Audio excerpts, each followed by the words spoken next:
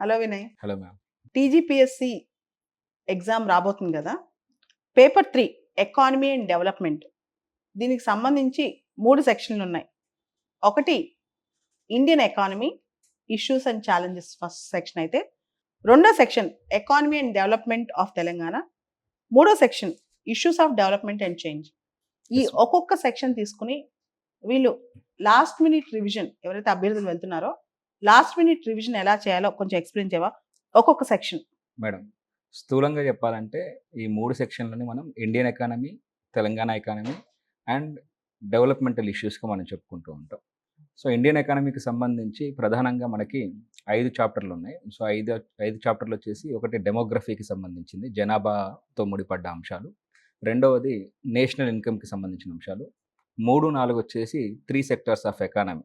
So, ప్రాథమిక రంగం, ద్వితీయ రంగం, తృతీయ రంగం, అగ్రికల్చర్, ఇండస్ట్రీ అండ్ సర్వీసెస్ సెక్టార్‌కి సంబంధించింది. నాలుగోదొచ్చేసి పబ్లిక్ ఫైనాన్సెస్‌కి, బడ్జెట్ ఇలాంటి అంశాలకు సంబంధించిన చివరి చాప్టర్ మనకు కనిపిస్తూ ఉంది. సో, ఇండియన్ ఎకానమీకి సంబంధించిన ప్రాథమిక అంశాల మీద మనకు ప్రశ్నలొస్తాయి. అండ్ ఇంతకంటే ముందు నేను స్ట్రెస్ చేయాల్సింది ఏంటంటే, గ్రూప్ 2 ఆస్పిరెంట్స్ ఎవరైతే ఉన్నారో అందులో ఎక్కువగా వరీ అయ్యాయి. అంటే కన్సర్న్‌గా భావించే పేపర్ ఈ పేపర్ 3. కానీ కాస్త జాగ్రత్తగా చేసుకోగలిగితే ఈ పేపర్ 3లో కూడా మంచి స్కోర్ చేసుకోవడానికి అవకాశం ఉంది. అంటే ఏ విధమైన ప్రశ్నలొస్తాయి? లాస్ట్ మినిట్‌లో అంటే ఆల్‌మోస్ట్ 2 రోజుల్లోకి వచ్చింది ఎగ్జామ్. Yes madam. లాస్ట్ మినిట్‌లో వీళ్ళు ఈ పేపర్ 3లో ఎక్కువ మార్కులు తెచ్చుకోవాలంటే ఏం చదవాలి? స్పెసిఫిక్‌గా చెప్పండి. Yes madam. సో, ఎకానమీ అనేది జనరల్‌గా డేటాతో ముడిపడ్డ సబ్జెక్టు. అండ్ ఈ మధ్య టీజీపీఎస్సీ ఆస్పిరెంట్స్ ఇంకా ఎక్కువ గందరగోళానికి ఎందుకు గురవుతున్నారంటే, సాధారణంగా మనం 1 ఇయర్ డేటా లేదా 1½ ఇయర్ డేటా చదువుకుంటూ ఉంటాం. లేటెస్ట్ డేటా ఏదైతే ఉందో మన బడ్జెట్‌లో గానీ, economic survey, socio economic outlook, మిగతా రిపోర్ట్‌ల నుంచి లేటెస్ట్ మనం డేటా చూసుకుంటాం. కానీ టీజీపీఎస్సీ పేపర్‌లు గతంలోనే ప్రిపేర్ అయ్యి ఉండడం వల్ల, లేదా వాళ్ళ క్వెషన్ బ్యాంక్ పాతదయ్యి ఉండడం వల్లనో మనకి 2021, 22 నాటి డేటా మీద కూడా ప్రశ్నలొస్తున్నాయి. సో, వాళ్ళకి ఆ ఎవల్యూషన్ కంప్లీట్‌గా గుర్తుండాలి. ఆ ట్రెండ్స్ కంప్లీట్‌గా గుర్తుండాలి. 2021, 22, 22, 23, 23, 24 వరకు డేటాని వాళ్ళు ఎప్పటికప్పుడు అప్డేట్ చేసుకుంటూ ఉండాలి. ఆ ట్రెండ్స్ వాళ్ళకి తెలిసి ఉండాలి. ఉదాహరణకి ఒక చిన్న ఎగ్జాంపుల్. మనకి హ్యూమన్ డెవలప్‌మెంట్ ఇండెక్స్‌లో ఇండియా యొక్క స్కోర్ ఏంటి అనేది ఈ 2024 రిపోర్ట్ ఒక్కటే తెలిస్తే చాలదు మనకి. 2022లో ఎంతుండింది? 23కి ఎంత మారింది? పెరిగిందా? తగ్గిందా? 24లో ఎలా ఉంది? 0.63 ఉందా? 64 ఉందా? సో, దీన్ని గూడా అడుగుతున్నాడాయన స్పెసిఫిక్‌గా. సో, అలా ఈ పేపర్ యొక్క కాంప్లెక్సిటీ పెరిగిపోతోంది. సో, దానికి అనుగుణంగా అభ్యర్థులు ప్రిపేర్ అవ్వాల్సి ఉంటుంది. మనం ఒక్కొక్క చాప్టర్ గురించి మాట్లాడుకున్నట్లయితే, మొదట డెమోగ్రఫీ గురించి, జనాభాకు సంబంధించిన అంశాలు. సో, ఇండియాకి సంబంధించిన డెమోగ్రఫీ ప్రధానంగా we have become the most populous country. So, అనధికారిక అంచనాల ప్రకారం, సో, యూఎన్ఎఫ్‌పిఏ లెక్కల ప్రకారం మనం ఇప్పటికే చైనాను అధిగమించి అత్యధిక జనాభా కలిగిన దేశంగా మారాం. ఈ జనాభా పెరిగే క్రమంలో మనకి డెమోగ్రఫిక్ ట్రాన్సిషన్ థియరీ అని చెప్పేసి ఉంటుంది. సో, జనాభా పరివర్తన సిద్ధాంతం అని చెప్పేసి అంటాం. ఆ పరివర్తన సిద్ధాంతానికి సంబంధించి ఏ దశలో భారతదేశం ప్రస్తుతం ఉంది అనేది మనం ఫస్ట్ తెలుసుకోవాల్సి ఉంటుంది. భారతదేశ జనాభాకు సంబంధించి 1921 ఇయర్ ఏదైతే ఉందో దాన్ని మనం గ్రేట్ డివైడ్‌గా భావిస్తాం. ఎందుకు అంటే ఆ ఒక్క దశాబ్దం మనకి స్పానిష్ ఫ్లూ కారణంగా ఇతరత్ర డిజాస్టర్స్ కారణంగా జనాభా తగ్గిపోయింది, పడిపోయింది. మైనస్‌లోకెళ్ళింది. ఆ తర్వాత నుంచి మళ్ళీ మనం క్రమంగా యాక్సిలరేట్ అవుతూ 1971, 81 డేకేడ్స్‌లో అత్యధిక స్థాయి జనాభా గ్రోత్‌ని చూపించి, మళ్ళీ ఇప్పుడు జనాభా మందగమనం వైపు మనం వెళ్తూ ఉన్నాం. కొంచెం డిసెలరేట్ అయింది మన జనాభా. దానికి కారణం సంతానోత్పత్తి రేటు తగ్గడం, ఫర్టిలిటీ రేట్ తగ్గడం. సో, 2000 సంవత్సరంలో మనం నేషనల్ పాపులేషన్ పాలిసీ ఒకదాన్ని తీసుకొనొచ్చాం. ఆ పాపులేషన్ పాలిసీలో కొన్ని లక్ష్యాలు నిర్దేశించుకున్నాం మనం. ఐఎంఆర్‌ని తగ్గించాలి, ఎంఎంఆర్‌ని తగ్గించాలి, ఫర్టిలిటీ రేట్‌ని తగ్గించాలి అని చెప్పేసి. సో, వాటికి అనుగుణంగా మనం టోటల్ ఫర్టిలిటీ రేట్‌ని national family health survey fifth round ప్రకారం 2కు తగ్గించగలిగాం. సో, దీన్ని మనం రీప్లేస్‌మెంట్ లెవెల్ కంటే తక్కువగా తగ్గించాం. రీప్లేస్‌మెంట్ లెవెల్ 2.1 దానికంటే తక్కువగా 2% 2 పాయింట్స్‌కి మనం తగ్గించగలిగాం. భారతదేశంలో కేవలం కొన్ని రాష్ట్రాలు యూపీ, బీహార్, మేఘాలయ ఇలాంటి 4, 5 రాష్ట్రాలు మినహా మిగతా అన్ని రాష్ట్రాల్లో టోటల్ ఫర్టిలిటీ రేట్ అనేది 2 కంటే తక్కువగా ఉందనే విషయాన్ని మనం గుర్తుపెట్టుకోవాల్సి ఉంటుంది. సో, ఇలా ఫర్టిలిటీ రేట్ మీద కూడా ప్రశ్నలు అడిగారు. సో, ఏ రాష్ట్రాల్లో ఎంత ఫర్టిలిటీ రేట్ ఉందనేది national family health survey fifth round report ప్రకారం మనకు తెలియాల్సి ఉంది. అలాగే దశాబ్దాల వారీగా గ్రోత్ రేట్స్ కూడా మనకి గుర్తుండాలి. డెకేడల్ గ్రోత్ రేట్స్ అని చెప్పేసి అంటాం మనం. పాపులేషన్‌లో 1971లో పాపులేషన్ డెకేడల్ గ్రోత్ రేట్ ఎంతుంది? అలాగే 81 డెకేడ్‌కి వచ్చేసరికి ఎలా మారింది, 91 డెకేడ్‌కి వచ్చేసరికి ఎలా మారింది. అండ్ కేవలం భారతదేశానికి సంబంధించి కాకుండా తెలంగాణకు సంబంధించిన కూడా ఈ డెకేడల్ గ్రోత్ రేట్ అనేది మనకు తెలియదు. ఎందుకంటే సేమ్ డెమోగ్రఫీ చాప్టర్ మనకి తెలంగాణలో కూడా ఉంది. తెలంగాణ ఎకానమీలో కూడా ఉంది. సో ఈ రెండింటిని కంపేర్ చేసుకొని చదవగలిగితే ఈ పర్టిక్యులర్ చాప్టర్‌లో మంచి మార్కులు వచ్చేందుకు అవకాశం ఉంది. సో డెమోగ్రాఫిక్ ఇష్యూస్ ఇప్పుడు మనం ఏజింగ్ అనే సమస్యని చూడబోతూ ఉన్నాం. సో ఆ ఏజింగ్‌కి సంబంధించి తెలంగాణ యొక్క ప్రొజెక్షన్స్ ఎలా ఉన్నాయి? దేశవ్యాప్తంగా ప్రొజెక్షన్స్ ఎలా ఉన్నాయి? ఇప్పటికే ఏజింగ్ అనే సమస్యని మనం చూస్తున్నాం కాబట్టి. అది కాకుండా స్క్యూడ్ సెక్స్ రేషియో అనేది ఇంకొక సమస్య. సో సెక్స్ రేషియో అనేది కొన్ని రాష్ట్రాల్లో మరీ అధ్వానంగా ఉంది. ఉదాహరణకి హర్యానా లాంటి రాష్ట్రాల్లో, హర్యానా లాంటి అభివృద్ధి చెందిన రాష్ట్రాల్లో సెక్స్ రేషియో మరీ అధ్వానంగా ఉంది. అందుకోసమే అక్కడ సోనేపట్లో బేటీ బచావో బేటీ పడావో అని ప్రారంభించున్నారు. ఇప్పుడు పానీపట్‌లో భీమా సఖి యోజన అని ప్రారంభించి ఉన్నారు. సో అలా ఉమెన్ ఎంపవర్‌మెంట్‌కి సంబంధించిన పథకాలు ఎందుకు హర్యానాలో ప్రారంభమవుతున్నాయనేందుకు ప్రధానమైన కారణం అక్కడున్న worst sex ratio, female sex ratio అనేది. సో ఇలా ఈ సెక్స్ రేషియో సంబంధిత అంశాలు, ఏజింగ్‌కి సంబంధించిన అంశాలు, అలాగే డెమోగ్రఫీతోనే ముడిపడి ఉన్న ఇంకొన్ని అంశాలు like labour force, work force, unemployment rate, poverty rate, అలాగే మల్టీ డైమెన్షనల్ పావర్టీ ఇండెక్స్, వీటన్నిటిని చదువుకోగలిగితే కాంప్రహెన్సివ్‌గా డెమోగ్రఫీ చాప్టర్‌ని కవర్ చేసినట్లు అవుతుంది. దాని ఫాలో అప్ చాప్టర్ వచ్చేసి నేషనల్ ఇన్‌కమ్, జాతీయ ఆదాయం. సో జాతీయ ఆదాయానికి సంబంధించిన 8 భావనలు ఉంటాయి మనకి ప్రధానంగా. జీడీపీ, జీఎన్‌పీ, ఎన్‌డీపీ, ఎన్‌ఎన్‌పీ, అలాగే personal income, disposable income, per capita income అనేవి. సో ఈ 8 భావనలకు సంబంధించిన సూత్రాలు మనకు తెలియాల్సి ఉంటుంది. దేనితో కలిపితే మనకి ఎన్‌డీపీ వస్తుంది, దేంట్లోంచి తీసేస్తే మనకి జీడీపీ వస్తుంది. ఇలాంటివి. డిప్రిషియేషన్ అంటే ఏంటి? Net factor income from abroad అంటే ఏంటి? ఇండియాలో జీడీపీ ఎక్కువనా? జీఎన్‌పీ ఎక్కువనా? ఏ సందర్భంలో జీడీపీ ఎక్కువ ఉంటుంది? ఏ సందర్భంలో జీఎన్‌పీ ఎక్కువగా ఉంటుంది? అలాగే జీడీపీని క్యాలిక్యులేట్ చేయడానికి ఉన్న 3 పద్ధతులు. మనకి ప్రొడక్ట్ మెథడ్, అవుట్‌పుట్ మెథడ్ అని చెప్పేసి అంటాం. ఇన్‌పుట్ మెథడ్ అని చెప్పేసి అంటాం. అలాగే వాల్యూ యాడెడ్ మెథడ్ అని చెప్పేసి అంటాం. సో ఈ 3 మెథడ్స్‌లో ఉన్న తేడాలేంటి అనేది కూడా గుర్తుండాలి. అలాగే జీడీపీ కంటే మెరుగైన మానవాభివృద్ధి సూచికలు ఏమైనా ఉన్నాయా? సో జనరల్‌గా జీడీపీలో ఇన్‌కమ్ డిస్ట్రిబ్యూషన్ ఎలా జరుగుతుందనేది మనకు తెలీదు. అందుకోసం అని చెప్పేసి జీడీపీతో పోల్చినప్పుడు మల్టీ డైమెన్షనల్ పావర్టీ ఇండెక్స్ గానీ, హ్యూమన్ డెవలప్‌మెంట్ ఇండెక్స్ గానీ అవి మెరుగైన సూచీలు అవుతాయి. సో కేవలం ఆర్థిక వృద్ధి మాత్రమే అభివృద్ధి కాదు. సో మానవ అభివృద్ధికి మనం విద్య, వైద్యం, ఇతర కనీస అవసరాలు తీరాల్సిన పరిస్థితి ఉంది. సో అందుకోసం ఈ హెచ్‌డీఐ, ఎంపీఐ ఇలాంటి ఇండిసెస్‌ని ఎలా కొలుస్తారు? ఆ పారామీటర్స్‌లో వేటిని కన్సిడర్ చేస్తారు? ఎవరు వాటిని రిలీజ్ చేస్తారు? ఇలాంటి విషయాలు కూడా మనకు తెలియాలి. భారతదేశం యొక్క స్థానం ఏటా తగ్గుతోందా, పెరుగుతోందా అనే విషయాల్ని కూడా మనం గుర్తుపెట్టుకోవాల్సి ఉంటుంది. ఇవి మొదటి 2 చాప్టర్‌లు మేడం. తర్వాత primary and secondary sectors third chapter. Yes madam. And fourth chapter industry and service sector. So ఈ 2 చాప్టర్స్ వచ్చేసి ఎకానమీకి సంబంధించిన 3 ప్రధానమైన రంగాలు. ప్రాథమిక, ద్వితీయ మరియు తృతీయ రంగాల గురించి. అగ్రికల్చర్ మీద ఎక్కువ ఎంఫసిస్ మనకి గ్రూప్ 3 పేపర్‌లో లేదా అంతకంటే ముందు పేపర్‌లలో కూడా కనిపిస్తుంది. చాలా ఇంపార్టెంట్. ఈవెన్ యూపీఎస్‌సికి కూడా అగ్రికల్చర్ అనేది చాలా ఇంపార్టెంట్ ఏరియా. అందులో వాళ్ళు ప్రతి ఏడాది అగ్రికల్చర్‌కి సంబంధించిన అడ్వాన్స్డ్ ఎస్టిమేట్స్ అని చెప్పేసి అంటాం. సో ఈ ఏడాది దిగుబడి ఎలా ఉంది? ఏ పంట ఎంత ప్రొడక్టివిటీ ఉంది? ఎంత ఈల్డ్ ఉంది? అనే దానికి సంబంధించిన గణాంకాలు మనకి ఎకనామిక్ సర్వే ద్వారా తెలుస్తాయి. సో ఆ ఎకనామిక్ సర్వే, బడ్జెట్ అనేవి చాలా కీలకమైన పాత్ర పోషిస్తాయి ఈ పేపర్‌లో. పర్టిక్యులర్‌గా ఈ పేపర్ 3కి సంబంధించినంత వరకు.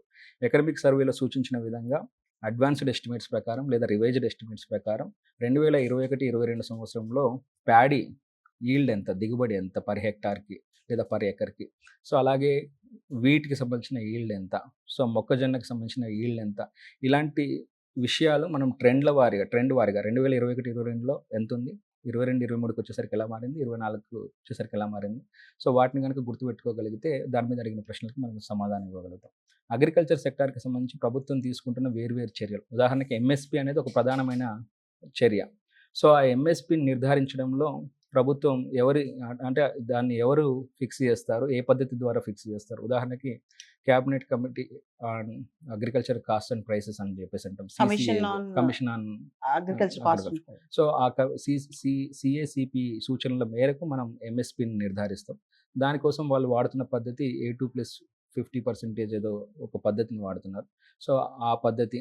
అలాగే అగ్రికల్చర్‌కి సంబంధించి దిగుబడిని పెంచడానికి అటు ఇరిగేషన్ సైడ్‌ను, మార్కెటింగ్ సైడ్‌లోను, ప్రొడక్షన్ సైడ్‌లోను గవర్నమెంట్ తీసుకుంటున్న ఇంటర్వెన్షన్స్. ఉదాహరణకి మనకి ప్రధానమంత్రి కృషి సించాయి యోజన అని చెప్పేసి అంటాం. ఆ కృషి సించాయి యోజనలో ఉన్న కాంపోనెంట్స్ ఏంటి? సో, అండ్ ఆ కృషి సించాయి యోజన అనే అంబ్రెల్లా స్కీమ్‌లో 3 ప్రధానమైన సబ్ స్కీమ్స్ ఉన్నాయి. ఆ సబ్ స్కీమ్స్ ఏంటి అని చెప్పేసి. అలాగే గ్రీన్ రివల్యూషన్‌ని నార్త్ ఈస్ట్ వైపు తీసుకెళ్ళడానికి తీసుకొచ్చిన పథకం. పామ్ ఆయిల్ ప్రొడక్షన్ పెంచడానికి తీసుకొచ్చిన పథకం. ఇంకా తెలంగాణలో కూడా పామ్ ఆయిల్ ఆ! ప్రొడక్షన్ మీద స్పెషల్‌గా ఎంఫసిస్ ఎంఫసైజ్ చేస్తున్నారు 10 కదా! లక్షల ఎకరాల్లో పామ్ ఆయిల్ పండించాలని చెప్పేసి ఒక ప్లాన్ యేసుకుంది గవర్నమెంట్. అండ్ ఇవి గాకుండా అగ్రికల్చరల్ డైవర్సిఫికేషన్ కోసం ప్రభుత్వం తీసుకొస్తున్న పథకాలు, మైక్రో ఇరిగేషన్ ప్రమోట్ జేయడానికి తీసుకొస్తున్న పథకాలు, మార్కెటింగ్‌ని అలాగే ఫుడ్ ప్రాసెసింగ్ సెక్టర్‌ని ప్రమోట్ జేయడానికి తీసుకొస్తున్న పథకాలు. ఉదాహరణకి సంపద అనే స్కీమ్, ప్రధానమంత్రి సంపద అనే స్కీమ్ గావచ్చు, మత్స్య సంపద యోజన లాంటి ఫిషరీస్ అండ్ అలైడ్ సెక్టార్స్‌ని ప్రమోట్ జేయడానికి తీసుకొస్తున్న పథకాలు. సో, ఈ పథకాలన్నీ గూడా వాటి యొక్క ఉద్దేశ్యం ఏంటి?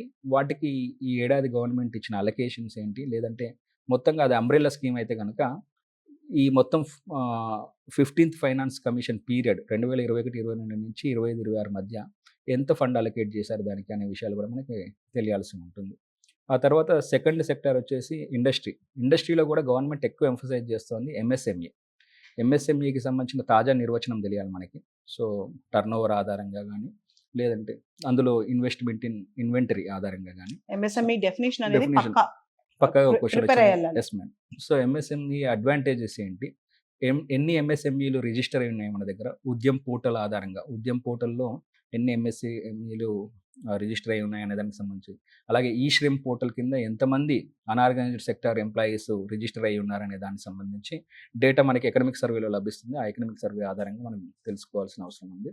అండ్ ఎంఎస్ఎంఈ సెక్టార్‌ని ప్రమోట్ చేయడానికి, ఓవరాల్‌గా ఇండస్ట్రియల్ సెక్టార్‌ని ప్రమోట్ చేయడానికి గవర్నమెంట్ తీసుకున్న స్కీమ్స్ ఏంటి? సో, ఆ స్కీమ్స్ యొక్క ఉద్దేశ్యం ఏంటనేది కూడా మనకు తెలియాల్సిన అవసరం ఉంది. సో, ఆ తర్వాత ఇండస్ట్రియల్ సెక్టార్‌ని దాటి ముందుకెళ్తే మనకి సర్వీసెస్ సెక్టార్. ఈ 3 రంగాల వాటా మనకు తెలియాలి ఫస్ట్. సో, మన జాతీయ ఆదాయంలో, నేషనల్ ఇన్‌కమ్‌లో లేదా జీడీపీలో ఈ 3 రంగాలు, 3 సెక్టార్స్ ఎంత కంట్రిబ్యూట్ చేస్తున్నాయి. ఉదాహరణకి సర్వీసెస్ సెక్టార్ సుమారు 55% ఆఫ్ జీడీపీని కంట్రిబ్యూట్ చేస్తున్నాయి. అండ్ ఇండస్ట్రియల్ సెక్టార్ సుమారు 25%. అండ్ మిగిలిన 20% వచ్చేసి మనకి అగ్రికల్చర్ సెక్టార్ నుంచి వస్తుంది. సో, ఈ సాపేక్షంగా ఒక్కొక్క రంగం నుంచి ఎంతొస్తుంది అనేది కూడా మనకు తెలియాల్సిన అవసరం ఉంది. అది ఎలా మారుతుందో కూడా తెలియాలి ఇయర్స్ వారీగా. అండ్ ఈ సర్వీసెస్ సెక్టార్‌లో కూడా మళ్ళీ సబ్ సెక్టార్స్. సో, మనకి జీడీపీ క్యాలిక్యులేషన్ కోసం అని చెప్పేసి మొత్తం ఈ 3 సెక్టార్స్‌ని 8 సబ్ సెక్టార్స్‌గా మనం డివైడ్ చేస్తాం. మీరు ఎన్ఎస్ఓకి సంబంధించిన ఫార్ములా అంటే ఒకప్పుడు ఎన్ఎస్ఓ ఇప్పుడు సీఎస్ఓ అయిందది. ఆ సీఎస్ఓకి సంబంధించిన ఫార్ములా చూస్తే మొత్తం ఎకానమీని వాళ్ళు 3 సెక్టార్స్‌గా 8 సబ్ సెక్టార్స్‌గా డివైడ్ చేస్తారు. ఆ 8 సబ్ సెక్టార్స్ ఏంటి? ఆ 8 సబ్ సెక్టార్స్ యొక్క కాంట్రిబ్యూషన్ ఏంటి? ఇండివిడ్యువల్ కాంట్రిబ్యూషన్ ఏంటి? అనేది కూడా మనకి అసెండింగ్ ఆర్డర్‌లో, డిసెండింగ్ ఆర్డర్‌లో గుర్తుపెట్టుకోవాల్సి ఉంటుంది. అలాగే సర్వీసెస్ సెక్టార్‌లో గూడా ఇప్పుడు పీఎల్ఐ అనే scheme, production linked incentive scheme అని జెప్పేసి, అటు ప్రొడక్షన్ అంటే మ్యానుఫ్యాక్చరింగ్, ఇటు సర్వీసెస్ ఈ రెండిటిని ప్రమోట్ జేయడానికి తీసుకొచ్చిన పథకం ప్రొడక్షన్ లింక్డ్ ఇన్సెంటివ్ స్కీమ్ అని జెప్పేసి. సో, ఆ స్కీమ్ కింద ఎన్ని రంగాలని మనం ప్రమోట్ జేస్తున్నాం, ఒక్కొక్క రంగానికి ఎంత ఇన్సెంటివ్‌ని మనం ఇస్తున్నాం అనేది గూడా మనకి అసెండింగ్ ఆర్డర్‌లో, one descending district one product yes schemes. Madam. Even అది గూడా ఈ ప్రొడక్షన్‌ని ప్రమోట్ జేయడానికి తీసుకొచ్చిన పథకం. సో, ఇలా గవర్నమెంట్ ఇంటర్వెన్షన్స్ ముఖ్యంగా గవర్నమెంట్ ఏ ఏ పథకాలను అమలు చేస్తోంది, ఎంత ఔట్‌లే తీసుకొని అమలు చేస్తుందనేది చాలా కీలకం అవుతుందక్కడ. సో, దాంతో ఆ 2 చాప్టర్‌లు మనకి కంప్లీట్ అయినట్టవుతాయి. తర్వాత planning, NITI Aayog and public finance. Yes madam. దీనికి సంబంధించి 5 year plans. Actually 5 year plans అనేవి 10 ఏళ్ల క్రితం యెస్ అయిపోయాయి కదా! మేడం. స్టిల్ కానీ క్వెషన్స్ దాని వస్తాయి. ప్రాధాన్యత మాత్రం క్వెషన్స్ టీజీపీఎస్సీ వస్తాయా? ఇంకా ఉంది. Yes madam. హ్మ్. సో, మీరు మొన్న గ్రూప్ 3లో చూస్తే ఒక ప్రశ్న అడిగారు. హ్మ్. ప్లానింగ్ కమిషన్ వైస్ చైర్మన్ ఎవరైతే ఉంటారో హ్మ్. వాళ్ళని క్రోనలాజికల్ ఆర్డర్‌లో అరేంజ్ చేయండి అని ఆ! జెప్పేసి అన్నారు. సో, మొదటి నుంచి ఎవరెవరు ఉన్నారు అనేది కూడా గుర్తుపెట్టుకోవాల్సొస్తుంది. హ్మ్. సో, 2017 నాటికే ప్లానింగ్ యొక్క ప్రాధాన్యత ముగిసినప్పటికీ, ప్లానింగ్ కమిషన్ అనేది రిడెండెంట్ అయినప్పటికీ, హ్మ్. దాని మీద ప్రశ్నలు మాత్రం ఇంకా టీజీపీఎస్‌లో అడుగుతున్నారు. ఎందుకంటే, ఇండియన్ ఎకనామిక్ డెవలప్‌మెంట్‌ని షేప్ చేసిన దశగా దాన్ని ఇంకా మనం గుర్తుపెట్టుకోవాలి. దాని ప్రాధాన్యత కూడా గుర్తుంచుకోవాలి. దాంతో ఆ పాటు 12 పంచవర్ష ప్రణాళికల్ని 12 పంచవృక్ష ప్రణాళికలు 12 ఫైర్ ప్లాన్స్‌తో పాటు మనం ఇప్పుడు budget, yes madam. Budget deficit, most importantly 15th budget finance commission, terminology 16th finance commission గురించి యెస్. 2 తెలుసుకోవాలి కదా! ఆ రెండిట్లో గూడా ఈ డివల్యూషన్ ఫార్ములా ఏదైతే ఉందో, సో, హ్మ్. హారిజాంటల్ డివల్యూషన్, వర్టికల్ డివల్యూషన్ మనకి 14th ఫైనాన్స్ కమిషన్‌లో 42% వాటా హ్మ్. డివిజిబుల్ పూల్ ఆఫ్ టాక్సెస్‌లో స్టేట్స్‌కి ఇచ్చారు. 58% సెంటర్ ఉంచుకుంటుంది. సో, ఆ 48%లో ఆ 42%లో నుంచి మళ్ళీ రాష్ట్రాలకి డివైడ్ జేయడానికి, రాష్ట్రాలకి ఇవ్వడానికి వాళ్ళు అనుసరిస్తున్న క్రైటీరియా ఏంటి? జనాభాకి ఎంత వెయిటేజ్ ఇచ్చారు? అలాగే ఫారెస్ట్ కవర్‌కి ఎంత వెయిటేజ్ ఇచ్చారు? పాపులేషన్ మెజర్స్కి ఎంత ఎంత వెయిటేజ్ ఇచ్చారనేది కూడా చాలా కీలకం. ఇన్కమ్ డిస్టెన్స్కి ఎంత వెయిటేజ్ ఇచ్చారని చెప్పేసి. సో 14th ఫైనాన్స్ కమిషన్కి 15th ఫైనాన్స్ కమిషన్కి ఈ వెయిటేజ్ క్రైటీరియాలో ఉన్న డిఫరెన్సెస్ ఏంటి అనేది కూడా చాలా ముఖ్యమైన క్వశ్చన్. గ్రూప్ 2లో గ్రూప్ 3లో కూడా అడుగుతున్న క్వశ్చన్ అది. సో మనం ఇప్పుడు ఇందులో మొదట ప్లానింగ్ గురించి మాట్లాడుకున్నప్పుడు ఈ 5-year ప్లాన్స్, ఆ 5-year ప్లాన్స్ యొక్క మెయిన్ థీమ్ ఏంటి, ఏం చేసుకున్నారు, ఏ సంవత్సరాల మధ్య ఆ ప్లాన్ని అమలు చేశారు, ఆ ప్లాన్ టార్గెటెడ్ గ్రోత్ రేట్ ఎంత, whether the plan is success or a failure, ఆ ప్లాన్ అనేది సక్సెస్ అయిందా ఫెయిల్యూర్ అయిందా అనేది కూడా మనకి తెలియాల్సిన అవసరం ఉంది. ఉదాహరణకి కొన్ని ప్లాన్స్ని మెహలనోబిస్ మోడల్ అని చెప్పేసి అంటాం. పీసీ మెహలనోబిస్ ఏదైతే మోడల్ చెప్పాడో దాని ఆధారంగా ఆ ప్లాన్ని అమలు చేసాం మనం.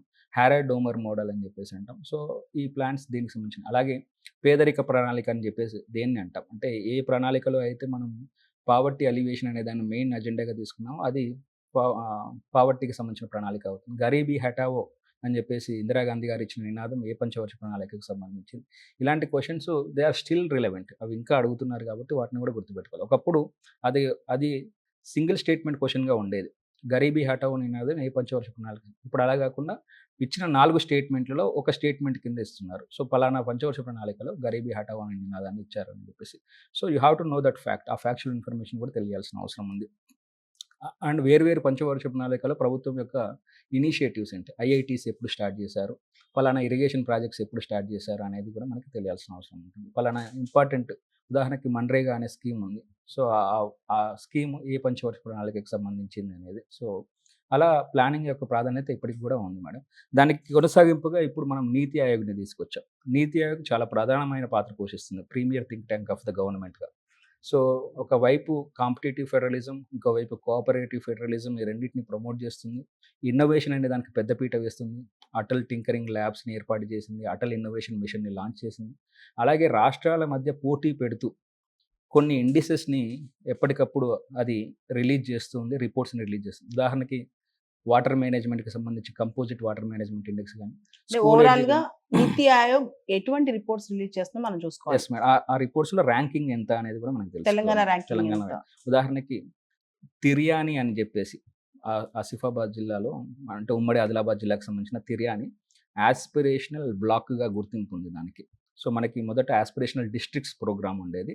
సో ఏవైతే లెఫ్ట్ వింగ్ ఎక్స్ట్రీమిజం కారణంగా కానీ, జియోగ్రఫికల్ లొకేషన్ కారణంగా కానీ, మిగతా వాటి కారణంగా డెవలప్మెంట్కి దూరంగా ఉన్న కొన్ని జిల్లాలని ఎంచుకొని అందులో అగ్రికల్చర్, ఎడ్యుకేషన్, హెల్త్ ఇలాంటి వాటిని డెవలప్ చేయడానికి తీసుకొచ్చిన కార్యక్రమం. దాన్ని సూపర్వైజ్ చేసే బాధ్యత నీతి ఆయోగ్కి ఇచ్చారు. దాన్ని మనం యాస్పిరేషనల్ డిస్ట్రిక్ట్స్ ప్రోగ్రామ్ అని చెప్పేసి అంటాం. దాంట్లో దాని కొనసాగింపుగా యాస్పిరేషనల్ బ్లాక్స్ ప్రోగ్రామ్ తీసుకొచ్చారు. సో డిస్ట్రిక్ట్ లెవెల్ నుంచి ఇంకొంచెం కిందికి వచ్చి మనం మండలాలని బ్లాకులుగా తీసుకొని అక్కడ డెవలప్మెంట్ మీద మనం ఎంఫసైజ్ చేస్తున్నాం. సో మిగతా డిపార్ట్మెంట్లన్నింటిని కూడా కోఆర్డినేట్ చేసుకుంటూ సో పేదరికం నుంచి ఆ డిస్ట్రిక్ట్ని బయటపడేయాలి, ఆ బ్లాక్ని బయటపడేయాలి అనే ఉద్దేశంతో తీసుకొచ్చిందే ఏడీపీ అనే ప్రోగ్రామ్. దాంట్లో డెల్టా ర్యాంకింగ్ అని చెప్పేసి మొదటిసారి ర్యాంకింగ్ తీసుకొచ్చారు. ఆ ర్యాంకింగ్లో ఉమ్మడి ఆదిలాబాద్ జిల్లాకు సంబంధించిన తిర్యాని బ్లాక్ ఏదైతే ఉందో అది దేశంలోనే మొదటి స్థానంలో నిలిచింది. అది తెలంగాణకు ఒక గుర్తింపుగా ఉండిపోయింది. సో ఇలాంటి ప్రముఖమైన విషయాలు ఖచ్చితంగా క్వశ్చన్లో వచ్చేందుకు అవకాశం ఉంది. ఇవన్నీ నీతి ఆయోగ్కి సంబంధించిన అంశాలు. సో దీనికి కొనసాగింపుగా పబ్లిక్ ఫైనాన్స్ అనేది ఇంకొక సబ్ టాపిక్గా ఉంది మేడం. ఇందులోంచి కూడా ప్రశ్నలు వస్తాయి మనకి. Public revenue, public expenditure, public debt and finance so commission. Especially public debt అనే దగ్గర నుంచి క్వశ్చన్స్ వస్తున్నాయి మేడం. పబ్లిక్ డెట్ యొక్క కంపోనెంట్స్ ఏంటి? సో ప్రభుత్వం చేసే అప్పులు అనేవి రెండు రకాల సోర్సెస్ నుంచి వస్తాయి. ఒకటి ఇంటర్నల్ సోర్సెస్, రెండోది ఎక్స్టర్నల్ సోర్సెస్. సో దేశీయంగా మనం సమకూర్చుకునేది ఇంటర్నల్ డెట్. ఎక్స్టర్నల్ డెట్ అనేది బయట దేశాల నుంచి మనం తీసుకునేది. మొన్న గ్రూప్ 3లో question, which of the following are the components of external debt? So బాహ్య రుణాలు ఏవైతే ఉన్నాయో, విదేశీ రుణాలు ఏవైతే ఉన్నాయో, ఆ విదేశీ రుణాల్లో ఈ కింది వాటిలో ఏవి వస్తాయని చెప్పేసి external commercial borrowings, multilateral debt, bilateral debt ఏదైతే ఉన్నాయో అవన్నీ కూడా ఎక్స్టర్నల్ డెట్లో భాగం. అలా కాకుండా గవర్నమెంట్ ఇక్కడ మార్కెట్ నుంచి తీసుకునే రుణాలు లైక్ ట్రెజరీ బాండ్స్ రూపంలో, టీ బిల్స్, గవర్నమెంట్ సెక్యూరిటీస్ రూపంలో, అలాగే నేషనల్ సేవింగ్స్ అకౌంట్స్ రూపంలో తీసుకునేవి ఏవైతే ఉన్నాయో అవన్నీ కూడా ఇంటర్నల్ డెట్ అవుతాయి. కానీ ఈ పబ్లిక్ డెట్ పెరగకూడదనే ఉద్దేశంతో మనం దాని మీద నియంత్రణ కోసం అని చెప్పేసి 2002లో FRBM యాక్ట్ తీసుకొచ్చాం, fiscal responsibility and budget management act. ఆ యాక్ట్ కింద బడ్జెట్లో కొన్ని డెఫిసిట్స్ ఏవైతే ఉంటాయో వాటి మీద పరిమితి విధించాం. ఉదాహరణకి ఫిస్కల్ డెఫిసిట్ అంటాం. సో ఫిస్కల్ డెఫిసిట్ జీడిపిలో 3% మించకూడదు అనేది ఒక పరిమితి. రెవెన్యూ డెఫిసిట్ని క్రమక్రమంగా తగ్గిస్తూ జీరోకి తీసుకురావాలనేది ఒక పరిమితి. దానికి తోడు 2017 ఆ ప్రాంతంలో ఎన్కే సింగ్ ఆధ్వర్యంలో ఎఫ్ఆర్బిఎం రివ్యూ కమిటీని వేసాం. ఆయన సూచించింది ఏంటంటే ఈ ఫిస్కల్ డెఫిసిట్, రెవెన్యూ డెఫిసిట్తో పాటు పబ్లిక్ డెట్ మీద కూడా మనకు సీలింగ్ ఉండాలి. మొత్తంగా పబ్లిక్ డెట్ అనేది కేంద్ర రాష్ట్ర ప్రభుత్వాలు కలిపి చేసే అప్పు అనేది జీడిపిలో 60% మించకూడదు. అందులో కేంద్ర ప్రభుత్వం 40% మించకూడదు. రాష్ట్రాలన్నీ కలిపితే 20% మించకూడదు అని చెప్పేసి ఆయన ఇంకొక పరిమితి విధించాడు. సో ఇలా ఎఫ్ఆర్బిఎం యాక్ట్ యొక్క పుట్టుక, దాని యొక్క ఉద్దేశాలు, దాని కింద వివిధ డెఫిసిట్స్కి సంబంధించి పరిమితులు ఏంటి అనేది మనకు తెలియాల్సి ఉంటుంది మేడం. సో వీటికి తోడు మీరు చెప్పినట్లు బడ్జెట్. సో బడ్జెట్లో కూడా సమస్య ఏంటంటే మనం ఇంటరిమ్ బడ్జెట్ని పెద్దగా సీరియస్గా తీసుకో, మధ్యంతర బడ్జెట్ని, ఎన్నికల ముందు వచ్చే బడ్జెట్ని. కానీ ఇంటరిమ్ బడ్జెట్ మీద కూడా ప్రశ్నలు అడుగుతుంది టీజీపీఎస్. సో ఆ బడ్జెట్ని అండ్ పూర్తి స్థాయి బడ్జెట్ని కూడా రెండింటిని కూడా చదువుకోవాల్సి ఉంటుంది. ఆ బడ్జెట్లో వివిధ కీలకమైన శాఖలకి, కీలకమైన ప్రోగ్రాంలకి ఎంతైతే అమౌంట్స్ కేటాయించారో వాటిని కూడా అసెండింగ్ ఆర్డర్లో, డిసెండింగ్ ఆర్డర్లో కొత్తగా ప్రకటించిన పథకాలు. ఈ బడ్జెట్ థీమ్ 4 కులాలు అంటారు. సో యువత, అన్నదాత, మహిళా శక్తి, గరీబియా అంటే పేదలు. సో ఈ నలుగురిని 4 కులాలుగా గుర్తిస్తూ వాళ్ళ యొక్క అభివృద్ధి కోసం అని చెప్పేసి యూనియన్ బడ్జెట్ని ప్రకటించింది. సో ఈ నలుగురి కోసం అని చెప్పేసి, అలాగే సస్టైనబుల్ డెవలప్మెంట్ కోసం అని చెప్పేసి ప్రభుత్వం తీసుకున్న చర్యలు ఏంటనేది మనం ముఖ్యంగా అగ్రికల్చర్లో ఇన్ఫ్రాస్ట్రక్చర్ని డెవలప్ చేయడానికి, అందులోనూ డిజిటల్ ఇన్ఫ్రాస్ట్రక్చర్ని డెవలప్ చేయడానికి ఈ బడ్జెట్లో చాలా పెద్ద ఎత్తున ఫండింగ్ ఇచ్చారు, పథకాలు కూడా ప్రకటించారు. సో అవన్నీ కూడా మనం ఒకసారి చూసుకోవాల్సిన అవసరం ఉంది. తర్వాత second section economy and development of Telangana, ప్రత్యేకంగా తెలంగాణ ఆర్థిక వ్యవస్థ. ముఖ్యంగా తెలంగాణకు సంబంధించి 2014 వరకు అంటే అన్డివైడెడ్ ఆంధ్రప్రదేశ్ ఎస్ మ్యామ్. ఈ పునర్వ్యవస్థీకరణ జరక్క ముందు వరకు ఎలా ఉంది, తర్వాత ఎలా ఉంది, ప్రస్తుతం తెలంగాణ ఆర్థిక వ్యవస్థ ఎలా ఉంది, Dar Dhar commission, commission, Wanchoo commission, Wanchoo commission, కూడా లలిత్ finances కి కమిటీ, సంబంధించిన భార్గవ్ కమిషన్. కమిటీ. సో ఈ సేమ్ మనం ఇండియన్ ఎకానమీని చూసినట్లుగానే దానికి ప్యారలల్గానే మనం తెలంగాణ ఎకానమీని కూడా చదువుకోవాల్సి ఉంటుంది. ఎందుకంటే అక్కడ డెమోగ్రఫీ చదువుకుంటున్నప్పుడు ఇండియన్ డెమోగ్రఫీ చదువుకుంటున్నప్పుడు తెలంగాణకు సంబంధించిన డెమోగ్రఫీ కూడా చూసేసుకుంటాం. సెక్స్ రేషియో అక్కడ ఎంత, ఇక్కడ ఎంత, అది ఎలా మారుతూ వచ్చింది, ఇది ఎలా మారుతూ వచ్చింది. డెకేడల్ గ్రోత్ రేటు ఇండియాలో ఎలా మారుతూ వచ్చింది, తెలంగాణలో ఎలా మారుతూ వచ్చింది. అర్బనైజేషన్ ఇండియాలో ఎంత, తెలంగాణలో ఎంత, అది ఎలా మారుతూ వచ్చింది. సో దానికి ఈ రెండింటికి ఉన్న తేడా ఏంటి అంటే ఆ సిలబస్కి ఈ సిలబస్కి ఉన్న తేడా ఏంటంటే structure of Telangana economy. So ఏంటంటే 2014లో కొత్తగా తెలంగాణ రాష్ట్ర ఏర్పాటు జరిగింది కాబట్టి అంతకంటే ముందు ఉమ్మడి రాష్ట్రంలో ఉన్నప్పుడు తెలంగాణ యొక్క ఆర్థిక స్థితి ఎలా ఉండేది. మీరు తెలంగాణ యొక్క మూమెంట్ యొక్క బాటమ్ లైన్ చూస్తే నీళ్లు, నిధులు, నియామకాలు. సో నిధులు అనేది ప్రధానమైన పాత్ర పోషించింది. So discrimination in devolution of funds to Telangana region. Telangana ప్రాంతానికి నిధులు కేటాయింపు సరిగ్గా జరగనప్పుడు అండ్ పెద్ద మనుషుల ఒప్పందంలో తెలంగాణకి మిగులు నిధులు, సర్ప్లస్ ఫండ్స్ అనేవి ఏవైతే ఉంటే తెలంగాణ ప్రాంతంలోనే ఖర్చు చేయాలనేది ఒక నిబంధన ఉల్లంఘించినందుకు నీటిపారుదల ప్రాజెక్టులు కానీ, అగ్రికల్చర్ సెక్టార్ కానీ, ఇతర రంగాల అభివృద్ధి కోసం రూరల్ సెక్టార్ కానీ వీటి కోసం తెలంగాణకి చాలినన్ని నిధులు ఇవ్వనందుకు, జాగ్రఫికల్ ఏరియా పరంగా కానీ, జనాభా పరంగా కానీ తెలంగాణ ప్రాంతాన్ని పట్ల వివక్ష చూపినందుకు ఆ వివక్ష, ఆ డిస్క్రిమినేషన్ నుంచి పుట్టిందే రీజనలిజం, ప్రాంతీయవాదం. అలా పుట్టిందే తెలంగాణ వాదం. సో అందుకోసం 2014 రాష్ట్రం ఏర్పడే నాటికి తెలంగాణ యొక్క ఆర్థిక స్థితి ఎలా ఉంది, 1956 అంటే ఆంధ్రప్రదేశ్ అవతరణ నుంచి 2014 మధ్య తెలంగాణ యొక్క ఆర్థిక వ్యవస్థ ఎలా మారుతూ వచ్చింది అనే దాన్ని మనం మొదట గుర్తుపెట్టుకోవాల్సి ఉంటుంది. అందులో భాగంగా కొన్ని కమిటీలని కూడా ఇక్కడ మెన్షన్ చేయడం జరిగింది. అందులో 2 ప్రధానమైన కమిటీలు, ఒకటి Kumar Lalit committee and justice Vashishtha Bhargava committee. ఈ 2 కమిటీలు 1969 ఉద్యమం బాగా బలంగా జరుగుతున్నప్పుడు ముఖ్యంగా అందులో ఒక కీలకమైన అంశం సర్ప్లస్ ఫండ్స్ ఇష్యూ. ఆ సర్ప్లస్ ఫండ్స్ ఎంతనో తేల్చడానికి అని చెప్పేసి ఏర్పాటు చేసిన కమిటీలు ఇవి. కుమార్ లలిత్ కమిటీ కానీ, జస్టిస్ వశిష్ఠ భార్గవ కమిటీ కానీ. ఈ 2 కమిటీలు తెలంగాణకి కేటాయించవలసిన సర్ప్లస్ ఫండ్స్ ఎంత అనేది లెక్కగట్టాయి. ఆ లెక్క ఎంత అనేది కూడా మనకు తెలియాల్సిన అవసరం ఉంది. అఫ్కోర్స్ ఈ 2 కమిటీల యొక్క రిపోర్ట్లని అప్పుడున్న తెలంగాణ రీజనల్ కమిటీ వ్యతిరేకించింది. అప్పుడున్న ప్లానింగ్ కమిషన్కి సంబంధించిన మెంబర్ ఆయన కూడా దీన్ని వ్యతిరేకించడం జరిగింది. వాటితో పాటు ధార్ కమిషన్ మరియు జస్టిస్ వాంచు కమిషన్, ఈ 2 కమిషన్లు కూడా ఆంధ్ర రాష్ట్ర ఏర్పాటు 1948లో రాష్ట్రాల పునర్వ్యవస్థీకరణకు సంబంధించి అంటే భాషా ప్రాతిపదికన రాష్ట్రాలు ఏర్పాటు చేయాలని చెప్పేసి కోరినప్పుడు ధార్ కమిషన్ వేసి ఉన్నారు. ఆ తర్వాత వాంచు కమిషన్ ఆంధ్ర రాష్ట్ర ఏర్పాటు కోసం మద్రాసు నుంచి ఆంధ్ర రాష్ట్రాన్ని ఏర్పాటు చేయడానికి సంబంధించి చేస్తున్నారు. ఇవి 2 కూడా ఏం చెప్తున్నాయంటే ఆంధ్ర రాష్ట్రం అనేది ఫైనాన్షియల్‌గా వయబుల్ కాదు. రెవెన్యూ లోటు ఉండబోతోంది, బడ్జెట్ లోటు ఉండబోతోంది అని చెప్పేసని. సో, అంటే ఒక రెవెన్యూ డెఫిసిట్ ఉన్న ప్రాంతాన్ని, రెవెన్యూ సర్ప్లస్ ఉన్న హైదరాబాద్ స్టేట్‌తో కలుపుతున్నారు. భవిష్యత్తులో తెలంగాణ ప్రాంతానికి దాని సర్ప్లస్ అందకపోయే ప్రమాదం ఉంది అని చెప్పేసి సూచించడానికి ఈ 2 కమిటీల యొక్క రిపోర్ట్‌లు మనకు అవసరం అవుతాయి. సో, అందుకోసం వాటిని సిలబస్‌లో చేర్చడం జరిగింది. ఎస్‌కే ధర్ కమిషన్ కావచ్చు, లేదంటే వాంచు కమిషన్ కావచ్చు. సో, ఆ 2 కమిటీలు ఏం చెప్పాయి? ఆంధ్ర రెవెన్యూస్ గురించి, ఆంధ్ర ప్రాంతం యొక్క బడ్జెట్ గురించి ఆ 2 కమిటీలు ఏం చెప్పాయి అనేది మనం అక్కడ నేర్చుకోవాల్సి ఉంటుంది. అండ్ స్ తెలంగాణ ఎకానమీకి సంబంధించి మరొక ముఖ్యమైన అంశం ల్యాండ్ రిఫార్మ్స్. మీరు 1920స్, 1930స్ నాటి అప్పటి అసఫ్‌జాహీ పాలనలో దొరలు, దేశ్‌ముఖ్‌లు, జాగీర్దార్లు వీళ్ళందరి కారణంగా తెలంగాణలో భూమంతా గూడా కొద్దిమంది చేతుల్లోనే కాన్సంట్రేట్ అయిపోయి ఉండేది. మిగతా వాళ్ళంతా గూడా ల్యాండ్‌లెస్ లేబరర్‌గా లేదంటే కౌలుదారులుగా పనిజేయాల్సొచ్చేది. వాళ్ళ మీద పెద్ద ఎత్తున ఎక్స్‌ప్లాయిటేషన్ ఉండేది. సో, దాంట్లోంచి పుట్టుకొచ్చిందే 1946 నుంచి 51 మధ్య నడిచిన తెలంగాణ పీజెంట్ ఆర్మ్డ్ స్ట్రగుల్. దానికి నేతృత్వం వహించింది ఆంధ్ర మహాసభ. వీళ్ళు ఏదైతే ఇంత ఒక ఆర్మ్డ్ స్ట్రగుల్ జరిగిన తర్వాత దేశవ్యాప్తంగా అప్పటికే భారతదేశం స్వాతంత్రం సంపాదించుకుంది. ఇక్కడ గూడా రాచరికం నుంచి ఒక ట్రాన్సిషన్ పీరియడ్‌లో ఉన్నాం మనం. డెమోక్రసీ వైపు వెళ్తున్నాం. ఈ ఈ దశలో తెలంగాణనే గాకుండా మొత్తం దేశవ్యాప్తంగా ల్యాండ్ రిఫార్మ్స్‌ని అమలు చేయాల్సిన పరిస్థితొచ్చింది. ఎందుకంటే దున్నేవాడికే భూమి చెందాలనేది ఒక ప్రధానమైన సోషలిస్టు నినాదం. భారతదేశంలో గూడా జవహర్లాల్ నెహ్రూ, సుభాష్ చంద్రబోస్ లాంటి వాళ్ళ ఐడియాలజికల్ లీనింగ్స్ కారణంగా సోషలిస్ట్ భావజాలం బాగా అభివృద్ధి చెందుతూ వచ్చింది. అందుకోసం ల్యాండ్ రిఫార్మ్స్ కోసం ఒక కమిటీనేసి దానికి అనుగుణంగా చర్యలు తీసుకున్నారు. ఈ ల్యాండ్ రిఫార్మ్స్‌ని మనం 1949 నుంచి గమనిస్తూ ఉంటాం. 2 దశల్లో గమనిస్తాం. 1949 నుంచి 70 వరకు జరిగిన సంస్కరణలు అండ్ 70 తర్వాత జరిగిన సంస్కరణలు. మొదటి దశలో ఏం చేశారంటే మధ్యవర్తులందరినీ రద్దు చేశారు. Middle men. సో, జాగీర్దారులు, జమీందారులు ఏ పేరుతోనే ఉండనివ్వండి, వాళ్ళందరినీ రద్దు చేసి దేశవ్యాప్తంగా రైతువారీ వ్యవస్థను తీసుకొచ్చారు. అంటే land belongs to the tiller.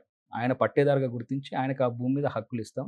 ఆయన క్రమం తప్పకుండా ప్రభుత్వానికి ల్యాండ్ ట్యాక్స్ లేదా రెవెన్యూ కడుతూ ఉండాలి.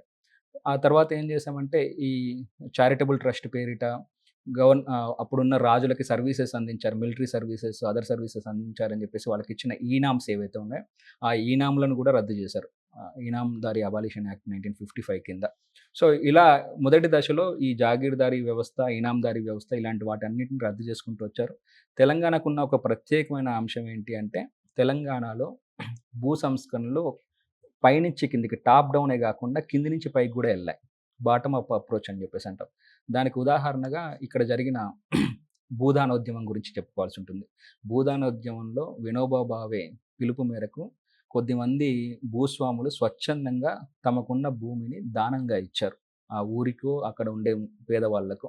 అలా 1951లో తెలంగాణలో భూదానోద్యమం ప్రారంభమైంది. దాన్ని గూడా మనం ల్యాండ్ రిఫార్మ్స్‌లో భాగంగానే చదువుకుంటూ ఉంటాం. 1970స్‌లో రెండో దశ ల్యాండ్ రిఫార్మ్స్‌లో చూస్తే మనం ల్యాండ్ హోల్డింగ్స్ మీద సీలింగ్ పెట్టాం. సో, కొంత కొంత భూమిని మాత్రమే ఒక ఫ్యామిలీ స్టాండర్డ్ హోల్డింగ్‌గా కలిగి ఉండాలి. అంతకంటే మించి ఏదైనా భూమి ఉంటే దాన్ని ప్రభుత్వం తీసేసుకుంటుంది సర్ప్లస్ ల్యాండ్‌గా. తీసేసుకొని ల్యాండ్‌లెస్ పూర్‌కి అందజేస్తుంది. అలా పివి నరసింహారావు ఇక్కడ ముఖ్యమంత్రిగా ఉన్నప్పుడు మనం అప్పుడున్న ఉమ్మడి ఆంధ్రప్రదేశ్‌లో ల్యాండ్ రిఫార్మ్స్‌ని ల్యాండ్ సీలింగ్ యాక్ట్ కింద తీసుకురావడం జరిగింది. సో, దానికి సంబంధించి ల్యాండ్ రిఫార్మ్స్ యాక్ట్‌లో ఆ స్టాండర్డ్ హోల్డింగ్ అంటే ఎంత?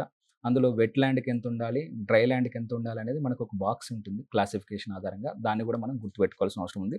అండ్ స్టాండర్డ్ హోల్డింగ్ అనేది అందులో యూనిట్‌గా ఒక ఫ్యామిలీని యూనిట్‌గా ఎవరెవరిని పరిగణిస్తారు అనేది కూడా మనకు తెలిసి ఉండాలి.